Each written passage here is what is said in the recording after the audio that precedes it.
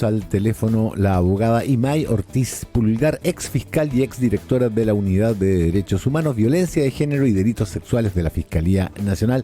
Imay, ¿cómo estás? Muy buenos días. Hola, muy buenos días. Muchas gracias por la conexión. Se pronuncia así, ¿no? No me estoy equivocando, ¿es Imay? Sí, Imay, no, Imay. Sí. Okay. A ver, ¿en qué estado de situación está el caso Monsalve? Yo no había visto, o al menos no en un plazo tan largo, esta formalización que se interrumpe durante 3 días. Esto es debido, como se nos dijo ayer, básicamente al tamaño de la carpeta investigativa y a la necesidad de que la defensa conozca más antecedentes. Es bien extraño, porque en realidad las detenciones, o sea, las detenciones se pueden ampliar. Una persona puede llegar detenida al tribunal, ya sea porque fue detenida en un delito flagrante, que la ley dice que es flagrante, pero básicamente que se estaba cometiendo o se había cometido hace muy poco, o en virtud de una orden de detención. Y ahí tiene que ser controlada la detención. En ese momento la Fiscalía puede pedir una audiencia de ampliación de la detención, puede solicitar la ampliación de la detención porque en ese minuto no tiene antecedentes suficientes para formalizar. Y se puede ampliar hasta 3 días, pero sin haber formalizado todavía. En este caso se formaliza y se pide ampliación de la detención más bien para que la defensa pueda tener conocimiento de la carpeta. Y además van a pasar más de 3 días, va a estar 4 días en esta situación. Es bien complicado porque él está detenido en una especie de limbo, ¿no? Porque no está ampliada la detención, ya no podría estar detenido por la orden, tampoco está en prisión preventiva. Ahora, como son normas establecidas en derecho del imputado, y la defensa, de hecho, le preguntan a él, ¿no? El juez se asegura que él mismo esté consciente de lo que está pasando y está de acuerdo. Pero es raro, no es una situación que esté contemplada en la ley. Ya. Y a ver, ¿qué podría buscar la defensa? Porque entiendo que en esta etapa procesal, el único resultado inmediato va a ser la medida cautelar, ya sea prisión preventiva, prisión domiciliaria, arresto domiciliario total. ¿Cuáles son los antecedentes que debería buscar la defensa para oponerse a una prisión preventiva? Que supongo que es lo que trata de hacer el grupo liderado por María Inés Horvitz. La defensa va a tratar de buscar todo lo posible para derrumbar los antecedentes que presente el Ministerio Público. Este es un litigio, es una litis, ¿no? Entonces cada uno busca sus propias armas, por decirlo de alguna manera. Lo que pasa es que es una litis en buena fe, pero de hecho la palabra litigio viene de litis, como en latín, que es combate, ¿no? Y por lo tanto, los antecedentes que tiene que presentar la Fiscalía son antecedentes que justifiquen la existencia del delito, que en este caso que acrediten que hubo un delito de violación y que hubo un delito de abuso sexual. Entonces son antecedentes que justifiquen la existencia del delito, que son la letra A del artículo 140, la letra B, que es antecedentes que permitan presumir fundadamente la participación, o sea, que él tuvo participación en estos hechos, y la tercera, que yo creo que es la más fácil, porque son como criterios objetivos, que su libertad representa un peligro para la investigación, para la víctima y para la sociedad. Ahora da ciertos criterios para que sea un peligro para la sociedad, no es que al juez se le ocurra, es un peligro para la sociedad. Y uno de esos es la gravedad de la pena. Acá el delito de violación parte de 5 años y 1 día, es una pena de crimen. De ahí hay que ver las agravantes, etcétera, pero parte de 5 años y 1 día, y el abuso sexual parte de 3 años y 1 día.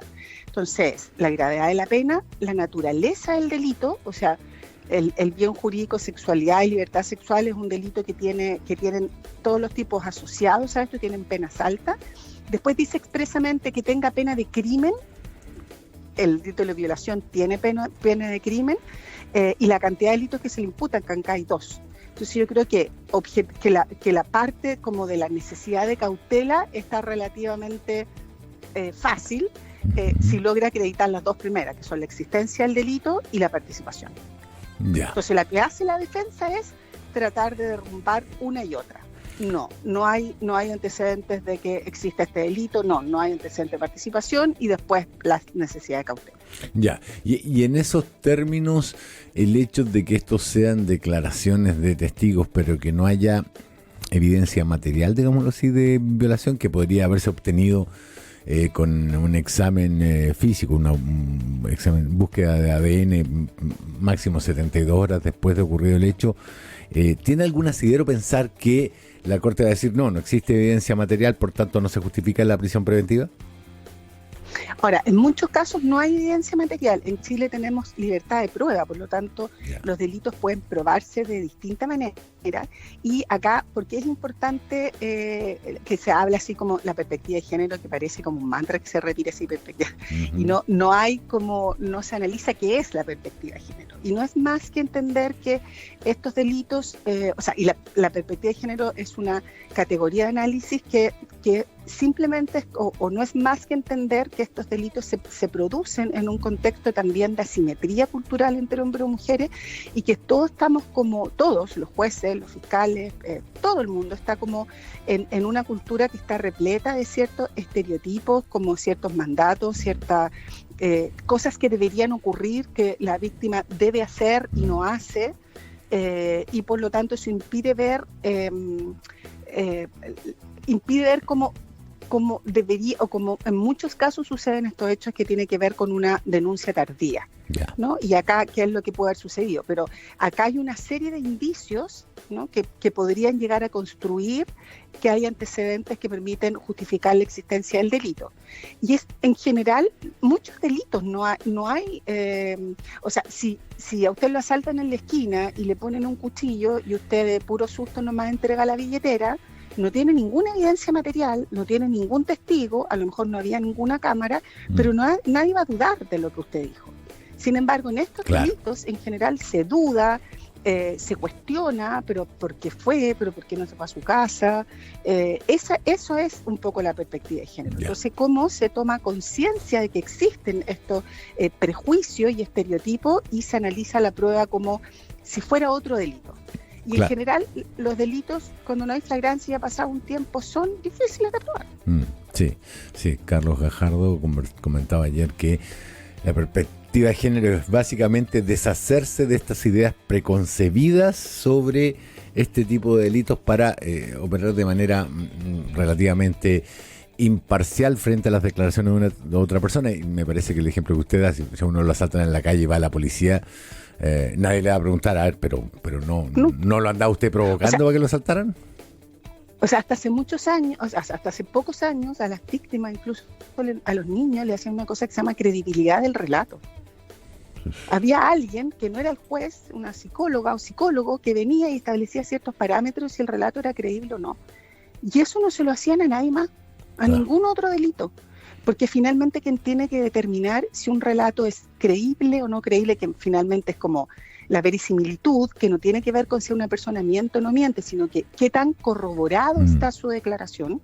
Por eso que en estos delitos sí puede ser probado con la sola declaración de la víctima, y eso no significa alterar la presunción de inocencia, sino que con esa declaración corroborado con otros antecedentes, gente que los vio momentos antes, gente que vio cómo se encontraba la víctima antes de que sucedieran los hechos, testigos no del hecho mismo, pero de hechos previos, ciertas grabaciones, permiten construir a través de indicios lo que pudiese haber pasado. Perfecto. Ahora bien, una vez que llegamos acá, ¿cuáles deberían ser las estrategias de la defensa, además de tratar de deslegitimar las pruebas o los indicios, o si se quiere, las hipótesis que tiene la Fiscalía? Primero, como no sé los detalles, entonces me es difícil como en el caso concreto decir qué puede no haber pasado, ¿no?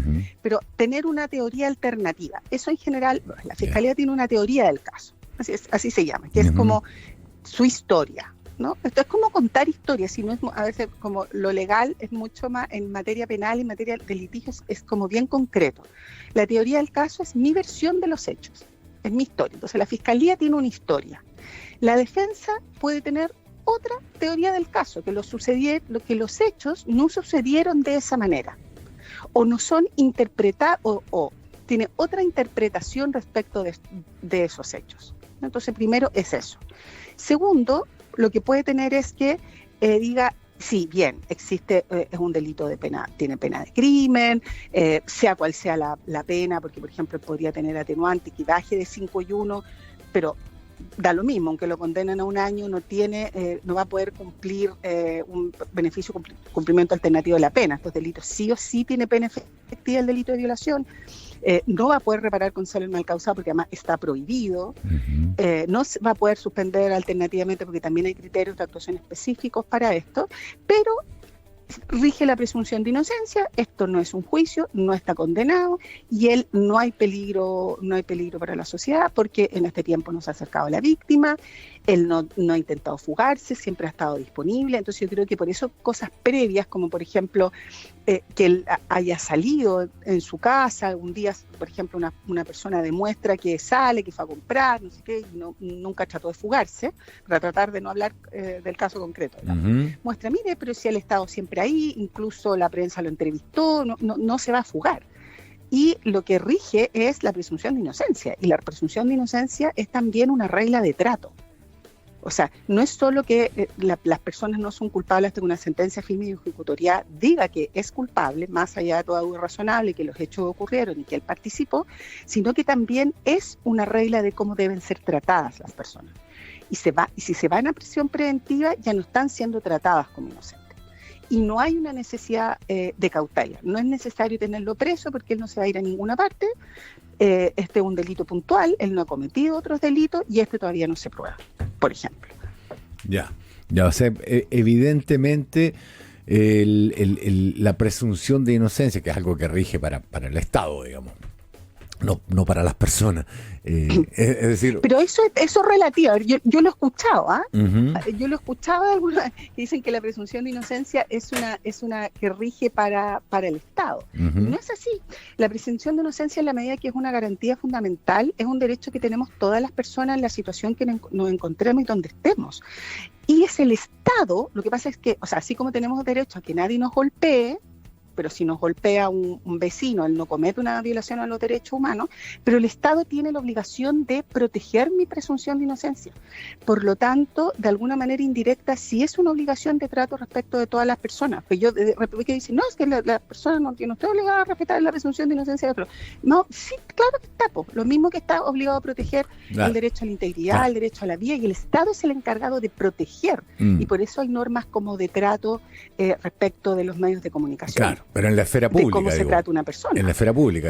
Su casa, la persona puede tener la tesis que quiere, comunicársela a sus amigotes del fin de semana como quiera, pero en la esfera pública. La víctima. Claro. O sea, claro, la víctima tiene derecho a su historia. Sí, a lo que me refiero, abogada, es que aquellos que intervienen en la esfera pública tienen que respetar el derecho del imputado, en este caso, a ser considerado inocente hasta que se demuestre lo contrario.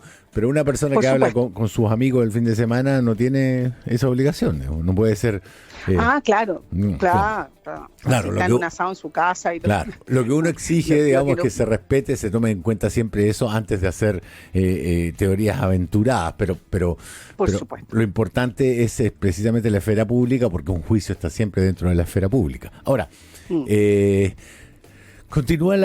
paso a otro tema sobre abusos sexuales o violaciones que nos ha tenido esta semana o estas últimas semanas con el foco puesto en esto. Es extremadamente poco frecuente o inusual que se produzcan 3 denuncias por violación con ingesta de alcohol en la cual no se recuerde nada, digamos, y 2 de estas denuncias han sido contra Jorge Valdivia. Una de ellas fue en flagrancia, lo que motivó que todo este operativo fuera totalmente diferente, se lo detuviera, se le hicieran pruebas en recolección de fluido y cosas por el estilo, hisopado por ADN, y ahora hay otra denuncia. ¿Cómo interactúan esas 2 denuncias en el caso de Jorge Valdivia? A ver, en el primer caso, y porque cada situación es distinta, o sea, es distinta una situación en que la teoría del caso es que esto no ocurrió, a que en otro caso en que a quien se le imputa un delito así diga, sí ocurrió, yo no lo niego, pero fue consentido. Ya. Entonces ahí la carga, o sea, ya hay una cosa menos que probar, que es que hubo una relación sexual. Sino que ahí lo que cobra relevancia es como el contexto y el entorno y los indicios para decir esto no es consentido, no pudo haber sido consentido porque el estado en que se encontraba esa persona la ponía en una incapacidad para oponer resistencia o incluso estaba con pérdida de sentido o razón. Ese es uno de los casos, o sea, son los dos casos al parecer estarían en esa situación. Entonces son escenarios un poco distintos y claro, en el primer caso, como es flagrancia, siempre va a ser mejor, siempre no hay una degradación de la prueba, está todo ahí, ¿no? Están los testigos como muy, muy lúcidos de lo que ocurrió.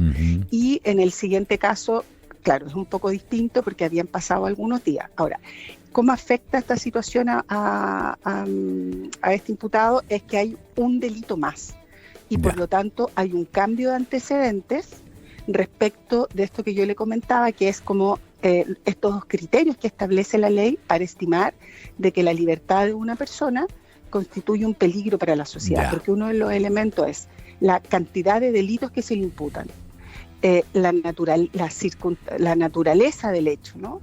Y también si son uno o más delitos. Entonces aumentan estos criterios objetivos que considera la ley para considerar que la persona es un peligro para la sociedad.